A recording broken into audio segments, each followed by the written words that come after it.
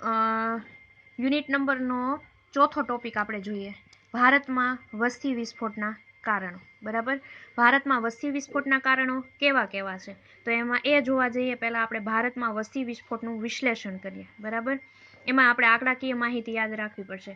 તો કે ભારતમાં વસ્તી વિસ્ફોટ અને વસ્તી વૃદ્ધિના ઊંચા દર માટે 3 કારણો જવાબદાર છે. પહેલું તો જન્મદર છે, બીજું મૃત્યુદર છે અને ત્રીજું સ્થળાંતર. આ 3 કારણો છે ને એ કેવા, તો કે વસ્તી વિસ્ફોટ માટેનો જવાબદાર છે. બરાબર, જન્મદરની વાત કરીએ તો કે ભારતમાં અત્યારે જન્મદર કેવો છે, તો કે ઊંચા પ્રમાણમાં. આગળના આપણે વાત કરી એ પ્રમાણે જ કે ભારત દેશ કેવો, તો કે ખેતી પ્રધાન દેશની જેમ જ પુરુષ પ્રધાન દેશ છે. અને પુરુષોની કેવી, તો કે પુત્ર પ્રાપ્તની ઘેલછા જ્યાં સુધી મરી નહીં પરવારે ત્યાં સુધી બાળકીઓને જન્મ આપ્યા રાખશે. લોકો કુટુંબ નિયોજનનો ઉપયોગ નહીં કરે. બરાબર, સંતતિ નિયમનના નિયમોનું પાલન નહીં કરે. અને હજી પણ ભારતમાં ક્યાંક અંધશ્રદ્ધા કુરિવાજો જોવા મળે છે, જેના કારણે જન્મદર કેવો રહેશે, તો કે ઊંચું. અને મૃત્યુદર એ કેવો, તો કે મૃત્યુદર એ વસ્તી વિસ્ફોટનું કારણ બને. કઈ રીતે, તો કે આપણને ખબર છે ભારતમાં અત્યારે આરોગ્ય વિષયક નિર્ણયો અથવા તો આરોગ્ય વિષયક નીતિઓ કેવી છે, તો કે પૂરતા પ્રમાણમાં, સારા પ્રમાણમાં છે. પહેલા જે લોકો બીમારીમાં, રોગમાં મૃત્યુ પામતા હતા એના કરતાં અત્યારે રોગ અને મૃત્યુ કેવું થાય છે, તો કે બહુ ઓછું થાય છે. એટલે લોકોનું કેવું, તો કે બચતા જાય છે. બરાબર, જે જીવલેણ બીમારી હોય એનો દર કેવો હોય, તો કે બહુ ઓછો. એટલે મૃત્યુ દરે પણ કેવો છે, તો કે ઘટતો જતો. અને સ્થળાંતર, બરાબર, સ્થળાંતરમાં કેવું, તો કે આપણને ખબર છે લોકોની અત્યારે વસ્તી વધારો છે, તો કે ગ્રામ્ય વિસ્તાર તરફથી લોકો શહેરો તરફ કેવા, તો કે ખાસા એવા સ્થળાંતર કરે છે. ઘણી બધી આના પાછળના જવાબદારો છે, કારણો છે. બરાબર, જેમ કે લોકો રોજીરોટી મેળવવા માટે, બરાબર, આવકના સાધનો વધારવા માટે. અને બીજું કે સ્થળાંતર માટે લોકો હવે ગ્રામ્ય વિસ્તારમાં કાંઈ વિકાસ છે નહીં, અથવા તો ગ્રામ્ય વિકાસમાં રોજીરોટી પૂરી થતી નથી. એટલે એના કારણે શું કરશે, એટલા કારણે શું કરશે લોકો, તો કે સ્થળાંતર કરશે, એક જગ્યાએથી બીજી જગ્યાએ જશે. અને મોટા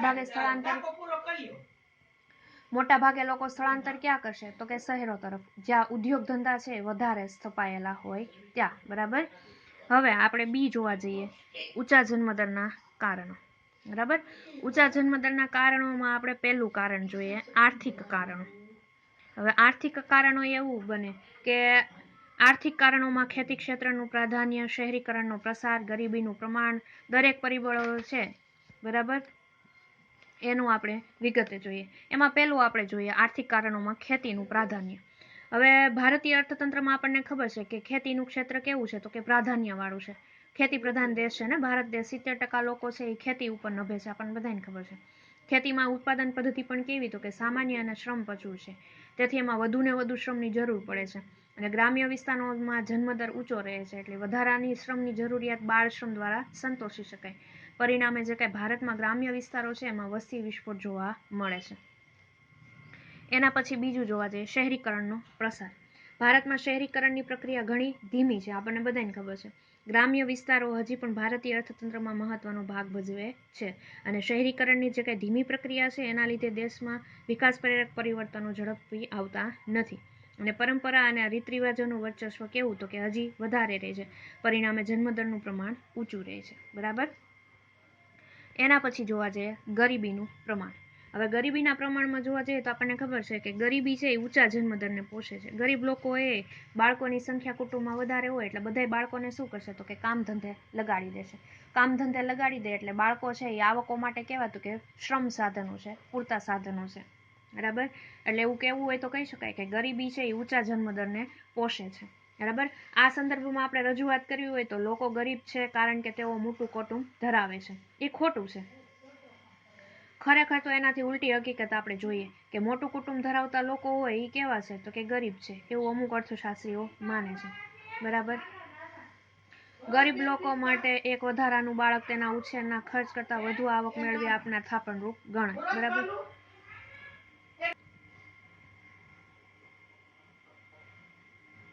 બરાબર, હવે વર્લ્ડ ડેવલપમેન્ટ રિપોર્ટના મત અનુસાર જોવા જઈએ તો કે 1984માં એવું નોંધવામાં આવ્યું હતું કે ગરીબ મા બાપ માટે બાળકોનું આર્થિક ખર્ચ કેવું છે, તો કે નીચું જણાય. અને આર્થિક લાભો કેવા છે, તો કે વધુ જણાય.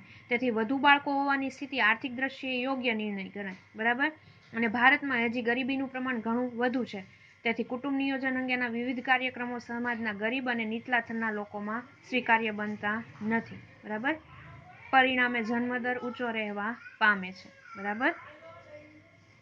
એના પછી સામાજિક કારણો જોવા જઈએ. પહેલું હતું આર્થિક કારણો, એના પછી છે સામાજિક કારણો. તો કે સામાજિક કારણોમાં ઘણા બધા છે. એમાં પહેલું જોઈએ લગ્નની અનિવાર્યતા. બરાબર. લગ્નની અનિવાર્યતા આપણને ખબર છે કે ભારતમાં લગ્ન સામાજિક અને ધાર્મિક દ્રષ્ટિએ કેવી તો કે એક જરૂરિયાત ગણાય છે. હાલમાં દેશમાં 50 વર્ષ સુધીની વય છે, બરાબર, એમાંથી 1000 સ્ત્રીઓમાંથી માત્ર 5 સ્ત્રીઓ લગ્ન કરતી નથી, એવું સર્વેક્ષણ જાણવા મળ્યું છે. અને સામાજિક દ્રષ્ટિએ લગ્ન એક અનિવાર્ય સંસ્થા છે એવો દઢ મત દેશમાં પ્રવર્તે છે. તેથી ઊંચા જન્મદરને ઉત્તેજન મળે છે. બરાબર. એના પછી આપણે જોઈએ બીજું લગ્ન સમયે નાની વય. હવે લગ્ન સમયે નાની વયને લીધે સ્ત્રીઓ માતૃત્વ માટે કેવો તો કે વહેલું માતૃત્વ ધારણ કરવાનો સમયગાળો લાંબો રહે, પરિણામે જન્મદર ઊંચો રહેવા પામે. બરાબર. હજી ભારતમાં કાનૂની દ્રષ્ટિએ સ્ત્રીની વય કેટલી તો કે 18 વર્ષ હોવી જોઈએ ગણાય છે. એટલે નાની વયે લગ્ન પણ જન્મદરને ઊંચો રાખે છે. બરાબર. એના પછી ધાર્મિક માન્યતા. ભારતની સમાજ રચના છે એ પુરુષ પ્રધાન છે, આપણે આગળ વાત કરી એ પ્રમાણે. અને દેશમાં ધાર્મિક માન્યતા કેવી છે તો કે વધારે પ્રભુત્વ ધરાવે છે. અને સમાજમાં એવી પ્રબળ માન્યતા પ્રવર્તે છે કે પુત્ર સંતાનની પ્રાપ્તિ અતિ જરૂરી છે, કારણ કે પુત્ર સિવાય અમુક ધાર્મિક વિધિ થઈ શકે નહીં. લોકો આવા બિનતાર્કિક ખ્યાલને લીધે શું કરે છે તો કે જન્મદર ઊંચો રહે છે. એના પછી સંયુક્ત કુટુંબ પ્રથા. ભારતમાં હજી પણ અમુક સંયુક્ત કુટુંબ પ્રથા જોવા મળે છે. સંયુક્ત કુટુંબમાં બાળકોના પાલન પોષણ અને ઉછેરની જવાબદારી માત્ર મા બાપની હોતી નથી. બરાબર. એટલે મા બાપની આવક ઓછી હોય તો પણ બાળ ઉછેરની બાબતમાં કોઈ આર્થિક તકલીફ ઊભી થતી નથી. પરિણામે સંયુક્ત કુટુંબોમાં વધુ બાળકો જન્મે તેવી સ્થિતિ સર્જાતા જન્મદર ઊંચો રહે છે. બરાબર. એના પછી શિક્ષણનું ઓછું પ્રમાણ. ભારતમાં જે કાંઈ વિકસિત દેશોની તુલના આપણે કરીએ તો કે શિક્ષણનું પ્રમાણ કેવું છે તો કે ઓછું જણાય છે.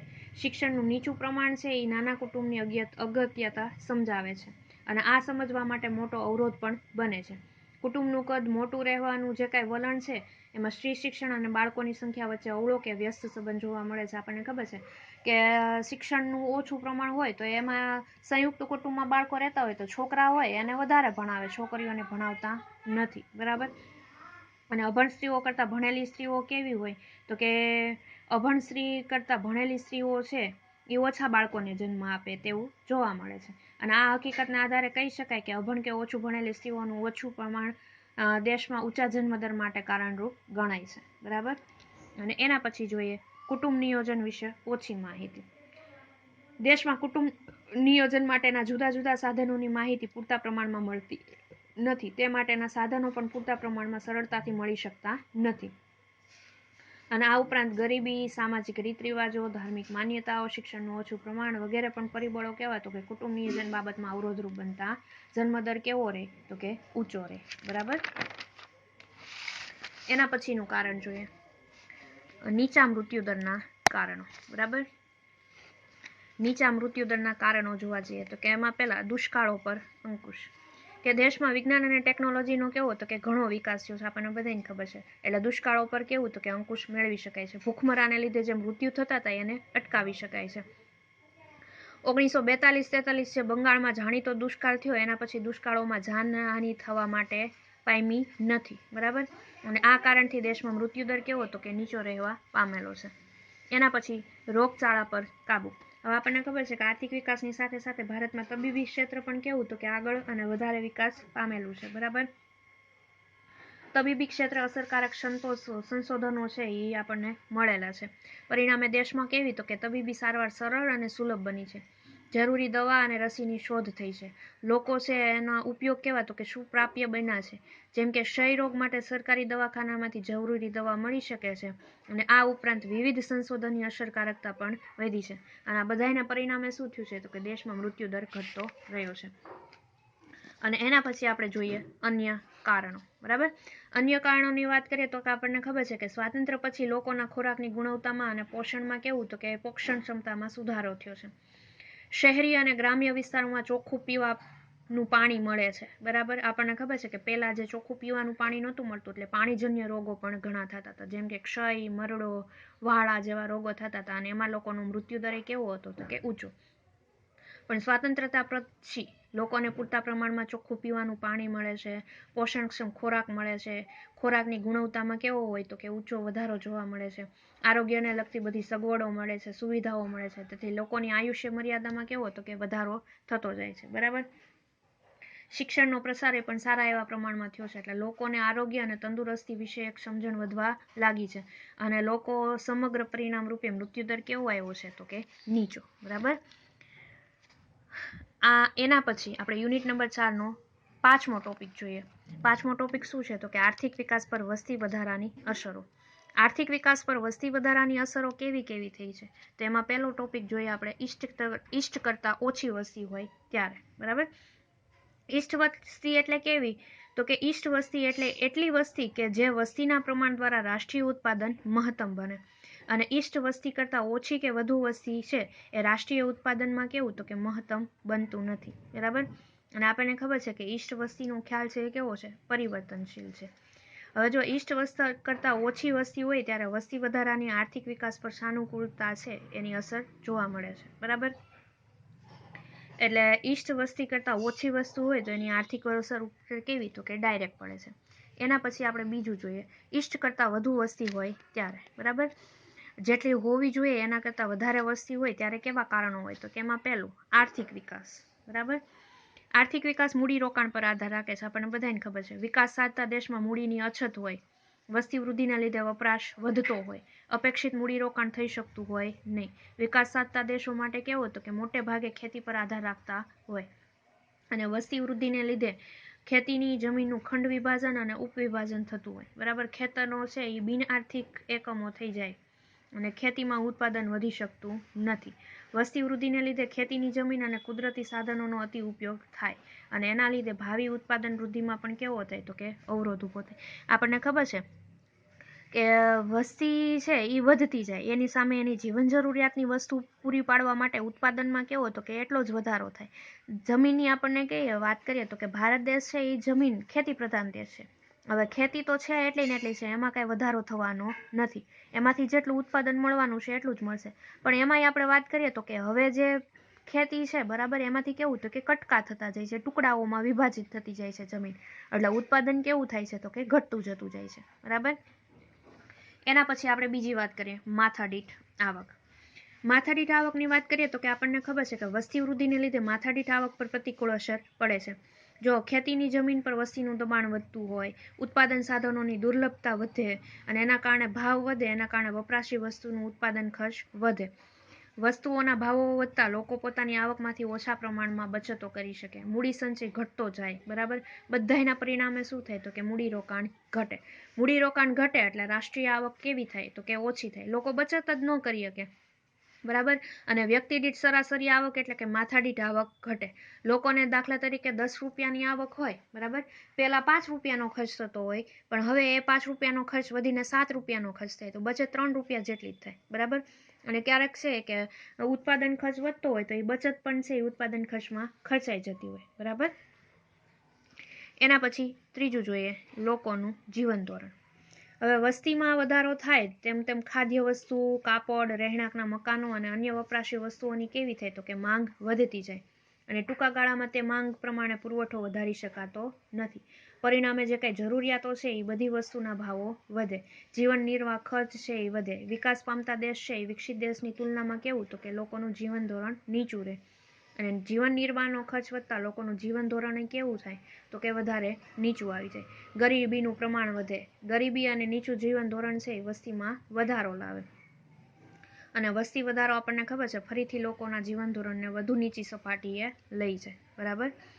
એના પછી છે કૃષિ વિકાસ. વિકાસ સાધતા દેશો માટે આપણને ખબર છે કે મોટા ભાગના દેશોનું અર્થતંત્ર કેવું હોય તો કે કૃષિ પ્રધાન હોય. વસ્તી વૃદ્ધિને લીધે ખેતી પર દબાણ આવે, અને આવા દેશો માટે વૈકલ્પિક ઉદ્યોગોનો વિકાસ કેવો હોય તો કે બહુ ઓછા પ્રમાણમાં. આપણે ભારત દેશમાં જ વાત કરીએ કે 70% લોકો ખેતી ઉપર આધારિત છે. હવે ખેતીમાં તો કે ઉત્પાદન ખર્ચ વધતો જાય તો લોકો ખેતી છે એ ઓછી કરતા થાય, બરાબર. ઉત્પાદન વધે નહીં, એની સામે ખર્ચનું પ્રમાણ કેવું હોય તો કે વધારે, જેના કારણે શું થાય તો કે વિકાસ એટલો બધો શક્ય નથી, લોકો બચત કરી શકે નહીં. મૂડી સર્જનનો દર કેવો હોય તો કે નીચો, બરાબર. આના કારણે રોજગારીની તક ખેતી ક્ષેત્રે હોય નહીં. અને ત્યારે કેવું તો કે લોકો છે એ ઉદ્યોગ ધંધા તરફ એટલા બધા આકર્ષિત હોય નહીં, જેને કારણે કૃષિ વિકાસનો નીચો દર છે એ જવાબદાર ગણાવી શકાય વસ્તી વૃદ્ધિ માટે. બરાબર. એના પછી છે 5મું, બેરોજગારી. હવે વસ્તી વૃદ્ધિ દેશમાં બેરોજગારી વધારે હોય, આપણને ખબર છે. બરાબર. વસ્તી વૃદ્ધિને લીધે સમય જતાં શ્રમનો પુરવઠો વધે, પરંતુ એની સામે વિવિધ આર્થિક ક્ષેત્ર પૂરતો વિકાસ થતો હોવાય નહીં. શ્રમની માંગ ઓછી રહે, વધતી વસ્તી, આવકો, બચત અને મૂડીરોકાણનું પ્રમાણમાં કેવું કરે તો કે ઘટાડો. અને દેશમાં મૂડી સર્જનનો દર કેવો રહે તો કે નીચો. બરાબર. આર્થિક વિકાસ ધીમો પડી જાય અને રોજગારીની નવી તકોનું પૂરતા પ્રમાણમાં સર્જન થઈ શકતું ન હોય. તેથી શ્રમની માંગ કેવી રહે તો કે નીચી રહે. અને આના કારણે શું થાય તો કે બેકારી ઉદ્ભવે. અને વસ્તી વધારો બેકારીના ઉદ્ભવ માટે શું થાય તો કે બેકારી છે એ વધારા માટે જવાબદાર ગણાય. બરાબર. એના પછી 6થું જોવા જઈએ, સામાજિક આંતરમાળખું. સામાજિક આંતરમાળખામાં આપણે વાત કરીએ એમાં તો કે સામાજિક સેવાઓ છે એ પૂરી પાડવાની હોય, જેમ કે શિક્ષણ, આરોગ્ય, પાણી, વીજળી, રહેણાંકના મકાન વગેરેને લગતી જે કંઈ સગવડો છે એ બધાનો આમાં સમાવેશ થાય. બરાબર. હવે વસ્તી વૃદ્ધિને લીધે સામાજિક આંતરમાળખામાં વધુ ખર્ચ કરવો પડે. સામાજિક આંતરમાળખું તો પૂરું પાડવું પડે કે નહીં, લોકોને જીવન જરૂરિયાતની વસ્તુ છે એ પૂરી પાડવી પડે. બરાબર. પરિણામે ઉત્પાદીય ક્ષેત્રો છે એ કેવું તો કે ઓછું મૂડીરોકાણ કરી શકે. અને શહેરી અને ગ્રામ્ય વિસ્તારોમાં જે સામાજિક સેવાઓ પાછળનું ખર્ચ છે એ વિશેષ પ્રમાણમાં થતું હોય. અને આની અસર છે આર્થિક વિકાસ ઉપર કેવી તો કે ડાયરેક્ટ પડતી હોય. બરાબર. એના પછી આપણે જોવા જઈએ 7મું કારણ જોઈએ, મૂડી સર્જન. મૂડી સર્જનની વાત કરીએ તો કે વસ્તી વૃદ્ધિ દેશમાં કેવો તો કે મૂડી સર્જનનો દર ધીમો પાડી દે છે. જેમ જેમ વસ્તી વધતી જાય એમ માથાદીઠ આવક ઘટતી જાય. બરાબર. અને આ ભાવ વધારાને લીધે કેવું તો કે વપરાશ ખર્ચ છે એ વધતો જાય. અને બચતો ઘટતા મૂડીરોકાણનું પ્રમાણ કેવું થાય તો કે ઘટે. બરાબર. વસ્તી વધારાને લીધે જે કાંઈ સરકારને સામૂહિક સેવાઓ આપવી હોય, દાખલા તરીકે શિક્ષણ છે, આરોગ્ય છે, પાણી છે, એના માટે ખર્ચ કેવો કરવો પડે તો કે વધારે. અને આના કારણે છે મૂડી સર્જન ઉપર માઠી અસર થાય. એના પછી છે શ્રમદળ. હવે આપણને ખબર છે કે કોઈ પણ દેશની અર્થવ્યવસ્થામાં શ્રમદળ અને કુલ વસ્તીના પ્રમાણમાં કામ કરી શકે એવા વસ્તીનું ગુણોત્તર પ્રમાણ કેવું હોય તો કે વિકાસ સાધતા દેશને પરિણામે ઓછું હોય. અને કામ કરી શકે એવું વય જૂથ કેટલું હોય તો કે 35 થી 40% હોય. બરાબર. અને એ કોના ઉપર તો કે જે 60% વસ્તીના આધાર ઉપર ધ્યાન રાખતું હોય. બરાબર. એટલે શ્રમદળ છે એ આર્થિક વિકાસ ઉપર કેવું તો કે આર્થિક વિકાસના વસ્તી વધારા ઉપર અસર કરે. એના પછી છે 9મું, પર્યાવરણ. વસ્તી વધારાને લીધે કુદરતી પર્યાવરણને પણ હાનિ પહોંચાડે છે. વસ્તી વૃદ્ધિને લીધે આપણને ખબર છે કુદરતી સંસાધનોની અછત ઊભી થાય. દાખલા તરીકે જેમ જેમ વસ્તી વધતી જાય અને રહેણાંક વિસ્તારની જરૂરિયાત પડે તો રહેણાંક વિસ્તારો માટે શું થાય તો કે જંગલોનો વિનાશ થતો જાય, પાણીનો વધારે ઉપયોગ થતો જાય. બરાબર. પ્રદૂષણ છે એ વધતું જાય. લોકો છે આડેધડ બેફામ કુદરતી સંપત્તિનો ઉપયોગ કરે. ખનિજ તેલનો તો કે આડેધડ ઉપયોગ કરતા થઈ જાય. બરાબર. ખેતીની જમીન, જંગલો, નદીઓનું પાણી, ખનિજ પદાર્થો, પહાડો વગેરેનો અતિ ઉપયોગ અને દુરુપયોગ થવા માંડે. ખેતીની જમીન વધારવા માટે, લાકડું મેળવવા માટે, મકાનોનું બાંધકામ કરવા માટે જંગલો શું કરવા માંડે તો કે કપાવા માંડે. કુદરતી પર્યાવરણમાં સંતુલન ખોરવાઈ જાય અને જમીન છે એ બિન ઉપજાઉ બને. રણ વિસ્તાર વધે. વસ્તી વધારાને લીધે શહેરીકરણને શું મળે તો કે ઉત્તેજન મળે. પરિણામે શહેરોમાં ઝૂંપડપટ્ટી, વાયુ, જળ અને અવાજના પ્રદૂષણની વિકટ સમસ્યાઓ સર્જાય. એ આપણને બધાને ખબર છે. બરાબર. છેલ્લું, વિશ્વ અર્થવ્યવસ્થા. હવે વસ્તી વધારો વિશ્વ અર્થવ્યવસ્થા પર ઘણી બધી અસરો કરે છે. એમાંથી આપણે અમુક અસરો જોઈએ કે વસ્તી વધારો મોટા ભાગે વિકસિત દેશો કરતાં વિકાસ સાધતા દેશો ઉપર વિશેષ પ્રમાણમાં થાય. બરાબર. આના કારણે શું થાય તો કે વિકસિત દેશો અને વિકાસ પામતા દેશો વચ્ચે આવકની અસમાનતા ઉદ્ભવે. આંતરરાષ્ટ્રીય વેપારમાં વિકસિત દેશોનો હિસ્સો વધુ અને વિકાસ પામતા દેશોનો હિસ્સો કેવો હોય તો કે ઓછો હોય. તેથી વિદેશી હુડિયામણ દર વિકસિત દેશોની તરફેણમાં કેવો હોય તો કે ઓછો હોય, વિરુદ્ધ હોય. અને વસ્તી વધારો વિકાસ પામતા દેશોની વેપાર તુલા માટે કેવો તો કે પ્રતિકૂળ ભાવના રાખે. બરાબર. અને યુનિટ નંબર 4નો આપણે છેલ્લો ટોપિક જોઈએ, ભારતની વસ્તી નીતિ. હવે ભારતની વસ્તી નીતિ 2000. બરાબર. આવો પ્રશ્ન પૂછે, ટૂંકનોંધ સ્વરૂપમાં પૂછે, 14 માર્કનો છેલ્લો પ્રશ્ન પૂછે, એમાં 7-7 માર્કના પ્રશ્ન તરીકે પૂછે ભારતની વસ્તી નીતિ. બરાબર. સમજીએ કે ભારતમાં કેટલીક વસ્તીને ઈષ્ટ વસ્તી કહી શકાય તે બાબતમાં ચોક્કસ આપણે કહી શકાય. બરાબર. હવે ભારતમાં વસ્તી વિસ્ફોટની સ્થિતિ છે અને ભારત છે હાલ તો કે વસ્તી સંક્રમણના બીજા તબક્કામાંથી જાય છે. એ આપણે આગળ ભણી ગયા. બરાબર.